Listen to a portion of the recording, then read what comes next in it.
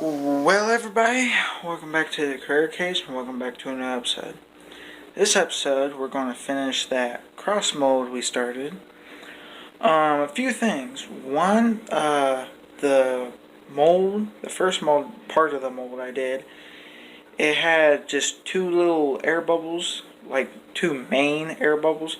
The rest of them was in the registration keys, and we can take care of that. But I'm not too worried about it because the other half of the mold should fill that in. So that should be just fine. Yeah. One little thing about the mold is I need to put some Vaseline down to make sure that the other half of the mold doesn't stick to that half and I can actually pull it apart. And since I didn't make that mold, the back of it, perfectly flat, I'm going to have to support it with an old t-shirt or something like that. Anyway guys, let's get started on it and let's get to molding. Well everybody, this is the mold as you guys can see, and I've only got two little air bubbles. One right there, which is just very minor, and then one right there you guys can see. But, like I say, the other part of the mold should fill that in just fine. But as you guys can see, there's a little bit of a crack there, because this thing is not totally flat. So it doesn't want to close up completely, so I'm going to have to support it with a towel or a t-shirt or something like that. I'm going to have to rub the entire edge of this mold and the entire surface of this, and just for good measure I'm going to rub the entire surface of the inside, all the parts of it. I'm going to rub down with Vaseline just to make sure it will work. But anyway guys, let's get started. I'm probably going to put you guys on the tripod and talk to you for this first little bit. And then after that, we'll just go clip by clip. Okay, everybody. Well, first step is to put petroleum jelly on there, or Vaseline, however you guys want to say it. First thing I want to do is put it on the mold. I'm probably going to, use the Q-tip to just kind of spread it a little bit, and that little makeup brush I use for my clay work to get stuff even. I'm probably going to use that to spread all over the place. Just like this. I'm just wanting to get into pretty much all the places I can, just to make sure the other part of the silicone will release. But yeah, this is just the process, just me taking and swirling this around. Let me complete this and the cross and I'll be right back. Okay everybody, well I got all lubed up and everything. Now all I need to do is spread the silicone. Although this time I'm going to try something a little different. This time I'm going to put globs in different areas and then get a popsicle stick to spread it all over. Last time I think just spreading it all over and then trying to spread it with a popsicle stick is what really made it not as good. So I'm trying to make this side better than the other one. Anyway guys, I'll get to spreading the silicone. I'll bring you guys when I'm back and maybe I'll explain something. But anyway guys, I'll do this and I'll be back with you. Well everybody, it's all covered with its first coat of silicone. I tried to make sure that I got into every little nook and cranny and no air bubbles. I did make sure, and I went through with the tiny wire I went into all the corners and around the edges with it just to make sure that the surface detail got all caught.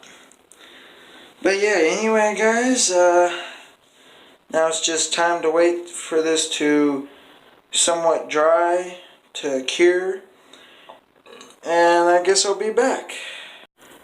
Okay everybody, well, the silicone is nice and dry, or cured. I did go through and kind of peel a little bit up just like before. I want to go all the way around the edge so that way I can make sure I can release it. And I noticed that there was a couple spots that I missed, so that's what the second coat is. Anyway, I'll put on the second coat and then I'll be back. Well everybody, the coat's on, and now I just need to do the proto putty. This time now I know a general amount of silicone to put on here, or proto putty, so I won't be having to do like stages. And this time I want extra so that way I can make sure it's somewhat flat. So yeah guys, anyway, I'm going to mix up some proto putty, slap it on, mold it a little bit, and I'll be back when it's all done. Well everybody, the proto putty is pretty much set up. I was able to get this layer thicker and therefore able to get a flat spot. Still not perfectly flat, as you guys can see. You know, it's not perfectly flat, but it is decently flat. It does like to stay flat, unlike this side. This side I'm probably going to go back over with some just regular silicone and try to make it flat again or something like that. But anyway guys, I'll put you guys on the tripod and we can demold this. But yeah, anyway guys, let's demold this. I know this ain't fully set up yet. It's still a little squishy, but it's like 75-80% the way there.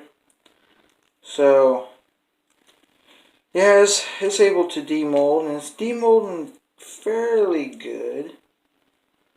It kind of feels like it's ripping a little bit. You know what guys? I'm going to do this off camera and just make sure it's a fairly good mold, because if you guys can see that, it's not demolding perfectly. So I'm going to cut the camera and do this off camera. Well everybody, it's demolded. It was a little bit of a pain. I do got some flashing, or kind of like flashing, but I think that's very minor. I think that's just spillover into the other mold. But yeah guys, anyway, I think it's just fine. I'm probably going to go, actually, yeah, by the way, I made this little mini knife. If the camera would focus. I made this little mini knife for carving. I made this out of one of those screwdrivers, a little mini screwdriver. But anyway, I'm going to try to cut this flashing like that, and let's see if we can find any. There was some other flashing. Oh, that's why. The edges are still a little bit gooey from the other stuff. You know what guys? Now that I got this released from that piece, I'm going to just leave this to set up this little edge because it's still a little gooey. So yeah, I guess I'll be back in a little bit again when this, I don't know, well no, let me see, let me just try to demold this. It's not want to be as easy as the other part, but it is demolding. So maybe I can just try to finesse its way out of here.